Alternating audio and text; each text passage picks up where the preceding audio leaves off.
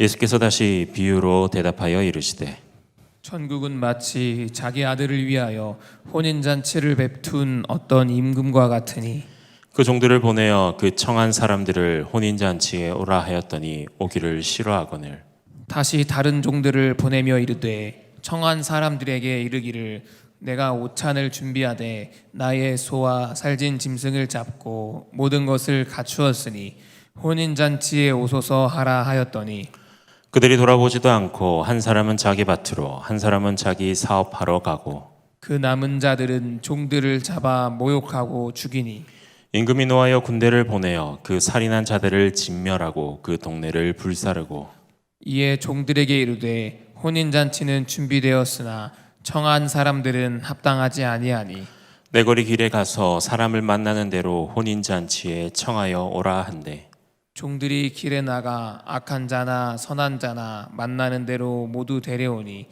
혼인잔치에 손님들이 가득한지라. 임금이 손님들을 보러 들어올새 거기서 예복을 입지 않은 한 사람을 보고 이르되 친구여 어찌하여 예복을 입지 않고 여기 들어왔느냐 하니 그가 아무 말도 못하거늘 임금이 사원들에게 말하되 그 손발을 묶어 바깥 어두운 데에 내던지라 거기서 슬피 울며 이를 갈게 되리라 하니라. 청함을 받은 자는 많되 택함을 입은 자는 적으니라. 아멘. 네, 옆에 계신 분들과 함께 사랑의 인사를 나눴으면 합니다. 주님의 이름으로 사랑하고 축복합니다라고 인사 나누고 있습니다. 사랑합니다. 축복합니다.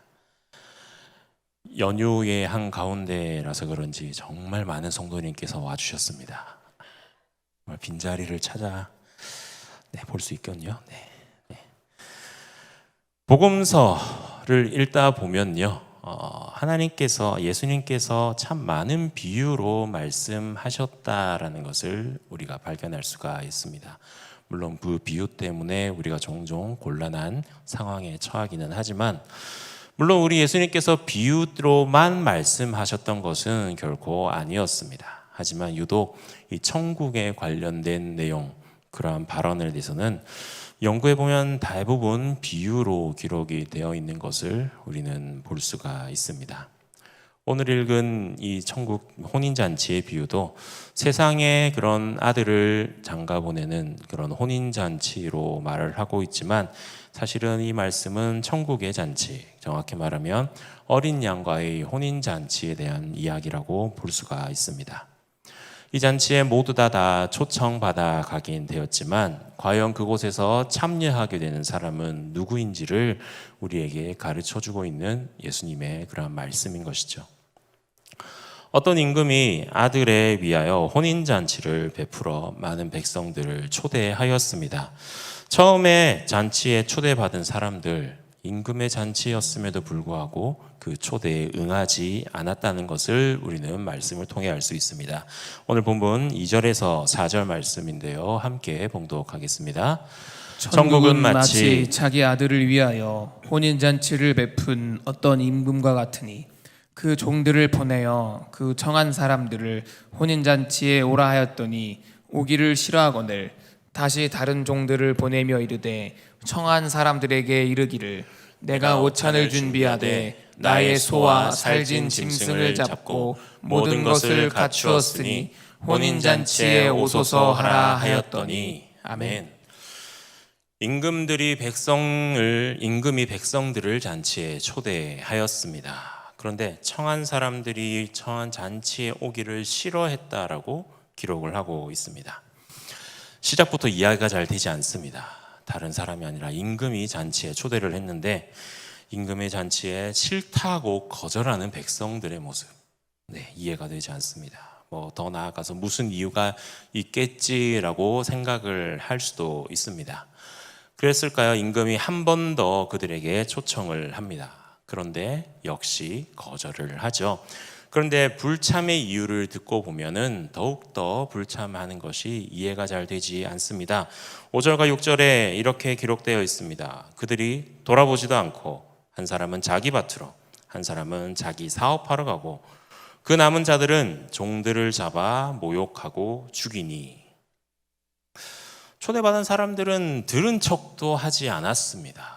그리고 모두 분주하게 각자 할 일을 하러 갔습니다. 어떤 사람들은 자기 길로 떠나고, 또 한 사람은 자기 밭으로 가고, 어느 사람은 자기 사업하러 가고, 또 그러지 않은 사람들은 종을 붙잡아서 죽였습니다. 본문에는 모욕하고 죽였다라고 기록되어 있죠. 너무나도 극단적인 표현으로 기록이 되어 있습니다. 처음에도 말씀드렸지만 이 사건은 비유로 기록이 되어 있습니다. 다시 말하면 이 이야기의 사건은 예수님 당시에도 빈번하게 일어나고 있었던 그러한 내용을 빗대어서 말하는 것이죠. 사실 하나님의 나라에 대한 복음, 그 하나님 나라에 대한 말씀을 전했던 많은 선지자들, 그런 많은 하나님의 백성들은 이렇듯 하나님을 알지 못하고 하나님을 떠나 있는 사람들에게 계속해서 죽임당하고 모욕당하고 있었다는 것을 우리는 알 수가 있습니다. 세상이 그렇습니다. 조금만 마음에 들지 않아도 어떻게 해서든 헐뜯고 죽이려고 하고 모욕하려고 하고, 그것이 하나님을 알지 못하는 세상의 모습이라고 우리가 볼 수가 있는 것이죠. 그 모습을 본 임금이 어떠하였을까요? 7절에 이렇게 특단의 조치를 내립니다. 7절에 임금이 노하여 군대를 보내어 그 살인한 자들을 진멸하고 그 동네를 불사르고. 임금이 화가 났습니다. 노하였다고 합니다. 그래서 군대를 보냈습니다. 그 살인한 자들을 모조리 다 심판하고 그 마을마저도, 그 동네마저도 불살라 버렸습니다. 결국 하나님의 복음을 전해 듣지 못하고 외면하고 복음을 전하는 사람들을 괴롭히고 핍박하고 억압하고 죽이려는 그런 사람들에게 하나님의 심판이 있다라는 것을 비유로 말씀하시는 것이죠. 지금도 자신이 행한 대로 심판받은 사람들이 참 많이 있었습니다. 예수님은 이 비유를 통해서 세상에서 지금 복음을 전하는 자들, 또 하나님의 말씀을 전하는 자들이 겪는 그런 어려움과 그 결과가 어떻게 되는 것인지를 이야기해 주고 있으십니다. 예수님 시대에도 참 많은 선지자들이 있었습니다. 그 전에도 있었고, 또 예수님 시대에도 하나님의 말씀을 대언하는 사람들이 있었죠. 예수 그리스도를 통해서 또 하나님의 말하러, 또 그 복음으로 초청되는 그런 일들도 많이 있었습니다. 그렇지만 그것들을 거부하고 심지어는 예수 그리스도마저도 배척하고 떠났던 그런 사람들, 예수님을 십자가에 못 박아 죽일까 했던 그러한 사람들에 대한 하나님의 심판이 어쩌면 이 비유 가운데 기록이 되어 있는 것일 수도 있습니다. 참으로 하나님은 이스라엘을 하나님이 택하신 백성, 하나님의 자녀, 선민으로서 삼아 주셨습니다. 그래서 그들을 천국의 그 구원의 은혜에 참여하도록 날마다 초청하고 또 초청하였습니다. 그러기 위해서 많은 선지자들을 보내주시고, 또 많은 사람들을 통로로 사용하여 주시고, 또 하나밖에 없는 독생자 예수 그리스도를 통해 그 구원으로 인도해 주셨습니다. 그러나 그를 들은 이스라엘 백성들은 어떠하였나요? 하나님의 초청에 응답하는 대신에 자신의 세속적인 일에만 몰두하고 있지 않았나요? 심지어는 하나님의 그 복음의 초청을 알리는 선지자들을 죽이기까지 했으며, 더 나아가 예수 그리스도를 십자가에 못 박여 죽여버리는 일을 하고 말았던 것입니다. 결국 그들은 자신들의 선택에 의해서 하나님의 심판에 이르게 되는 그런 결과를 가지고 오게 된 것이죠.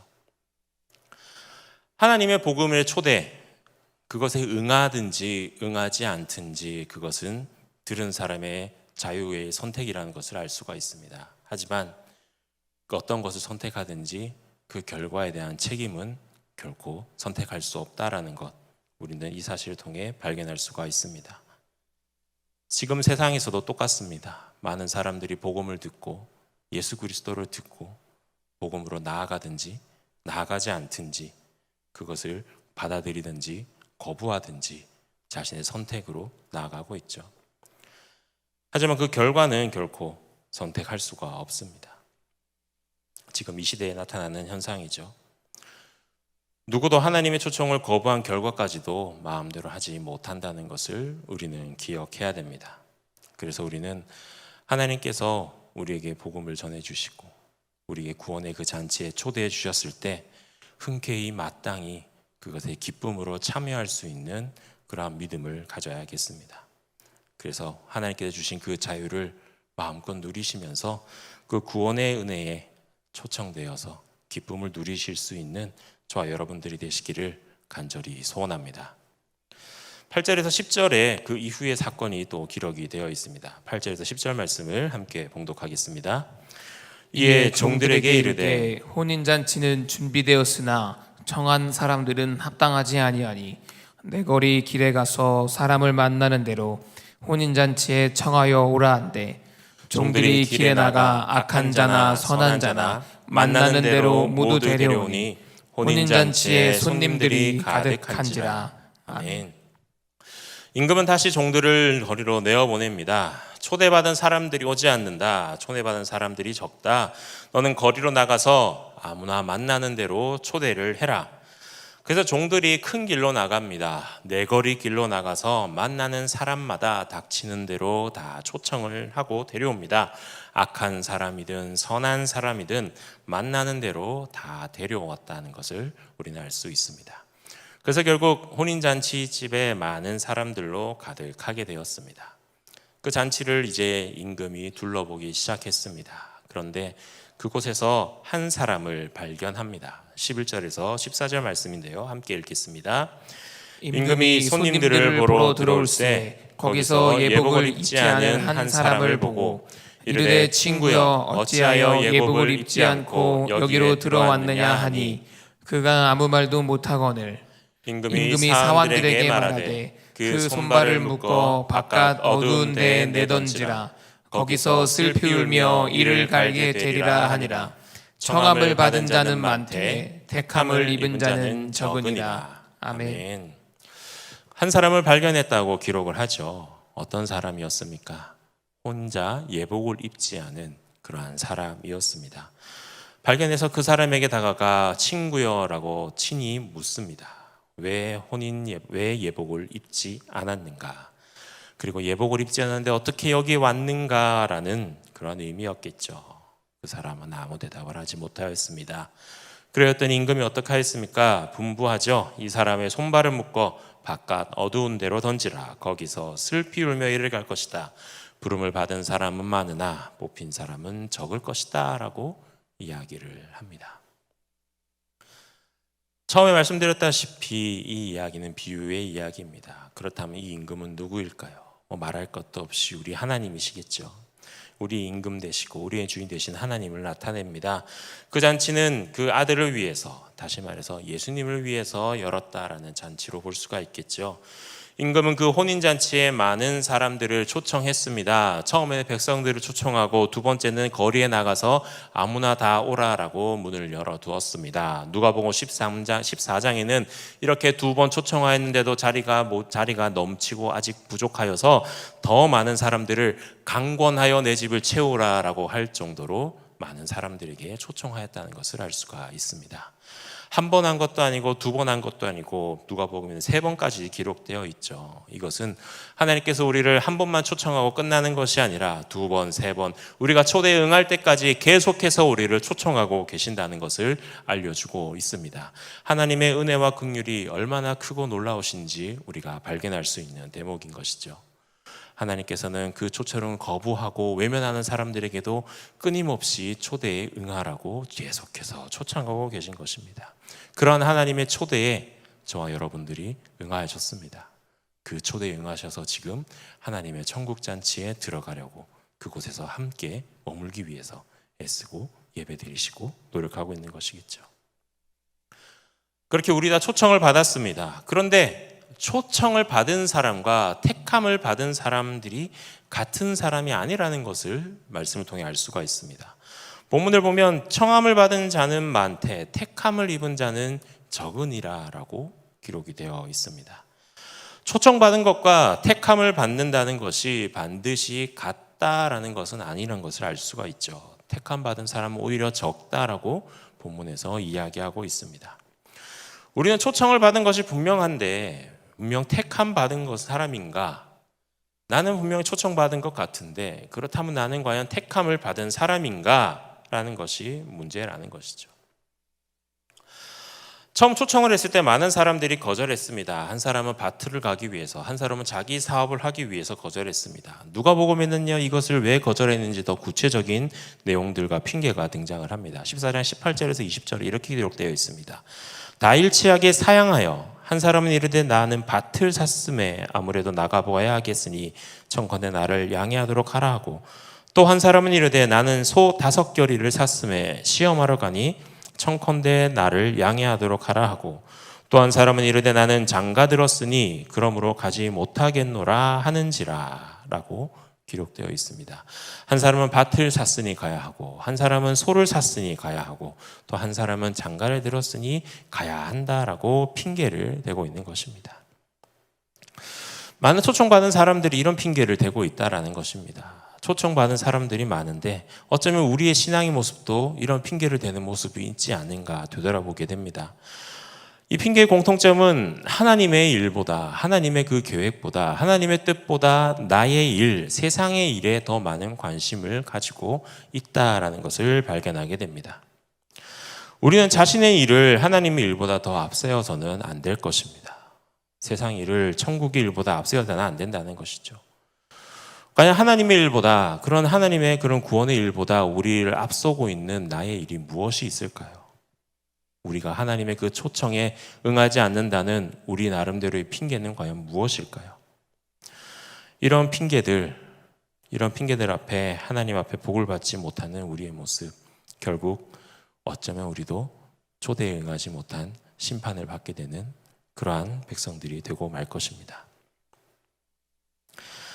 혼인잔치 비유 중에 마지막 부분인 본문의 이 내용은 천국으로 초청받은 사람들 중에서 하나님이 허락하신 그 예복을 입지 않는 자는 결국에는 심판의 멸망에 이르게 된다는 것을 보여줍니다. 그래서 우리는 여기에 등장하는 예복이 무엇인지를 바라볼 필요가 있습니다. 예복을 입지 않는 자에게 대해 강하게 경고하고 있는 이 말씀을 읽고 있으면 과연 예복은 무엇인지, 나는 그 예복을 입고 있는지 우리는 궁금해해야 할 것입니다. 근동 지역의 부유층이나 왕실에서 이렇게 잔치를 벌이게 되면요, 초대한 사람들에게, 손님들에게 선물을 주는 것이 관례였다고 합니다. 그래서 에스더 2장에도 보면은 잔치에 초대한 지방 관리들에게 상을 준비하는 그런 장면들이 등장을 하죠. 보통은 손님들의 숫자에 맞게 음식과 여러 가지들을 준비를 하는데, 그 중에서 제일 비중이 높고 가장 중요하게 생각하는 것 가운데 하나가 바로 이 예복이라고 합니다. 고대 근동 사회에서는 혼인에 참석하는 사람들이 손님들이 예복을 준비해서 입고 가는 것이 아니라 그 잔치를 준비하는 혼주가 예복을 준비해서 손님들에게 주었다고 합니다. 그래서 왕실에서도 항상 손님들을 맞이하기 위해서 많은 예복들을 미리 준비해 놓고 있었다고 하네요.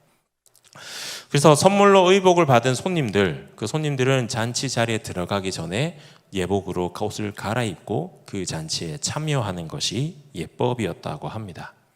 만약 그 선물을 거절하고 그 옷을 입지 않고 자기가 준비한 옷을 입고 들어간다면 잔치를 초청한 그 사람에 대해서 모욕된 행동이라고 합니다. 예복을 입지 않고 잔치에 참여하게 되는 그런 사람이 있는 경우 그 사람은 그 주인에 대해서도 무례히 행하는 행동으로 간주되어서 오늘 본문의 이야기에서 예복을 입지 않은 사람들이 쫓겨난 것처럼 동일하게 잔치집 밖으로 쫓겨나가는 그러한 일들이 있었다고 합니다. 본문의 임금으로 상징되는 우리 하나님께서도 분명 장신의 초청을 우리에게 허락해 주셨습니다. 그래서 초청받은 사람들을 위해서 친히 예복을 준비해 주셨습니다. 그러므로 우리가 그 잔치에 초청받아서 그 잔치 자리에 들어가기 위해서는 우리도 그 준비된 예복을 입어야 되는 것입니다. 누구도 이 예복을 입지 않고서 임의로 자기가 준비한 옷을 입고서는 그 잔치에 들어갈 수가 없습니다. 오직 하나님께서 친히 준비하신 예복만이 하나님이 예비하신 그 천국의 잔치에 영광스러운 자리에 들어갈 수가 있게 되는 것입니다. 여러분들은 그런 예복을 다 입으셨습니까? 아니, 정확하게 말해서 오늘 말씀에서 이야기하는 그 예복이 무엇인지 그 의미를 정확하게 알고 계십니까? 그것은 왕 대신 하나님께서 많은 사람들을 자신의 그 구원의 잔치에 참여하기 위해서 보내주신 그 독생자 예수 그리스도의 대속의 은혜를 가리키는 것 아닐까요? 하나님께서 우리에게 주신 선물이며 우리에게 주신 예복, 바로 예수 그리스도의 그 값비싼 대신에 없이 흘려주신 그 보혈의 피가 아닐까요? 우리는 날마다 그 잔치를 외면하려고 합니다. 날마다 하나님의 부르심을 외면하려고 하고요. 하나님을 배신하고 돌아섭니다. 하지만 하나님께서는 어찌나 우리를 사랑하시는지 그런 우리를 끝까지 초청해 주시고 우리에게 그 잔치에 참여시키시기 위해서 하나밖에 없는 독생자 예수 그리스도를 우리에게 선물로 주신 것입니다.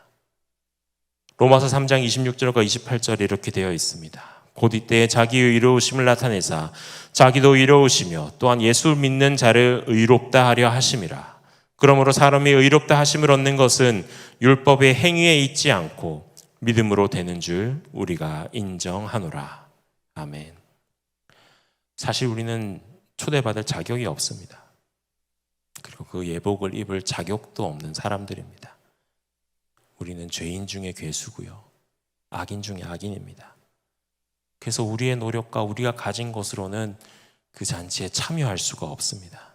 구원에 이를 수가 없습니다. 하지만 우리를 너무나 사랑하시는 그 하나님께서 우리를 그 잔치에 들어가게 해주시려고 예수 그리스도를 말미암아 그분을 믿음으로 말미암아 예수 그리스도께서 친히 우리를 의롭다고 일컬어 주심으로 말미암아 그 예복을 입을 수가 있게 된 것입니다. 하나님은 당신 독생자 예수 그리스도를 세상에 보내어 주셔서 세상 가운데 날마다 죄 가운데 빠져 살아가고 있는 우리를 다시금 구원해 주시기 위해 십자가에 달려 돌아가시게 하셨습니다. 그리고 그 피로 인해 우리를 의롭다고 불러주셨습니다. 그렇게 우리를 의롭다고 불러주신 그 칭의가 있었기 때문에 우리가 그 예복을 입고 그 잔치에 참여할 수 있는 것입니다. 그래서 예수 그리스도를 믿기만 하면 구원을 얻을 수 있는 길을 열어 놓으셨던 것입니다. 그렇게 예수 그리스도는 생명의 길이고요, 진리의 길입니다. 그러므로 임금의 잔치에 초대받고 잔치에 참여한 모든 사람들을 예복을 선물로 받았듯이 우리에게 복음을 주시고 하나님의 그 구원으로 초대해 주시고 또 예수 그리스도의 그 대속의 은혜라는 예복을 선물로 받게 된 것입니다. 그런 우리가 예복을 입지 않는다는 것, 그것은 어떤 의미일까요? 아마도 그런 예수 그리스도에 대한 그 예수 그리스도의 은혜에 대한 그런 믿음과 신앙의 고백이 없다는 뜻 아닐까요? 우리가 그 예복을 입지 않고 하나님 나라로 들어가려고 한다면 우리 예복을 선물로 주신 하나님을 모욕하는 행위일 것입니다. 하나밖에 없는 독생자를 우리를 위해서 주시고 그 대속의 죽음을 통하여 속죄함을 얻고 기뻐하는 마음으로 하나님 앞에 나오기를 너무나도 바라셨는데 그런 하나님의 마음을 저버리고 하나님의 그 사랑을 무시했다는 뜻이겠죠. 잔치 자리에 들어간 것처럼 보이지만 아무리 예복도 입지 않고 사람들과 어울려서 잔치를 즐기는 것 같지만 형식적으로 아무런 마음 없이 기쁨 없이 그곳에 머물러 있는 것. 혹시 내가 그렇게 예복을 입지 않고 하나님의 잔치 자리에 참여한 것처럼 보이는 그런 모양만 가지고 있는 믿음의 신앙인은 아닐런지요. 그냥 형식적인 모습, 종교적인 모습만 감추고 있고 그 마음속에 믿음이 없는 모습이 있다면 우리는 우리의 모습을 되돌아볼 필요가 있을 것입니다. 왜 그럴까요? 왜 그들에겐 그런 믿음이 없을까요? 그들에겐 왜 그런 하나님의 은혜를 발견하지 못할까요? 어쩌면 자신은 예복을 입을 필요가 없다고 생각해서일 것입니다. 임금의 초대에 응하긴 하였지만 내가 가지고 있는 것으로도 충분히 그 잔치 자리에서 빛을 낼 수 있는 거 아닌가? 내가 가지고 있는 이 옷이, 내가 입고 있는 이 예복이 임금이 준비한 더 예복보다 더 좋은 예복은 아닌가? 그런 생각 때문에 교만하고 낮아지지 못하고 그런 모습 때문에 그런 임금의 호의를 멸시했다라고 볼 수가 있겠죠. 오늘날의 많은 사람들이 이렇게 살아갑니다. 자기가 지금 어떤 처지에 처해 있는지, 자신이 지금 어떤 상황에 놓여 있는지 알지도 못하고 인식조차 하지 못한 채 살아가고 있습니다. 자신에게 놓이는 위기가 무엇이고 내가 지금 해결해야 될 문제가 무엇인지 모르고 살아가고 있는 것입니다. 성경은 우리를 확실하게 모든 사람이 죄인이라고 이야기하는데 그것에 반대하는 사람들이 참 많이 있습니다. 전도할 때 아마 한 번씩 경험해 보시지 않으셨나요? 우리는 다 죄인이기 때문에 예수 믿고 회개해서 천국 가야 된다 얘기하면 내가 왜 죄인이냐고 반발하고 반항하시는 분들 참 많지 않습니까?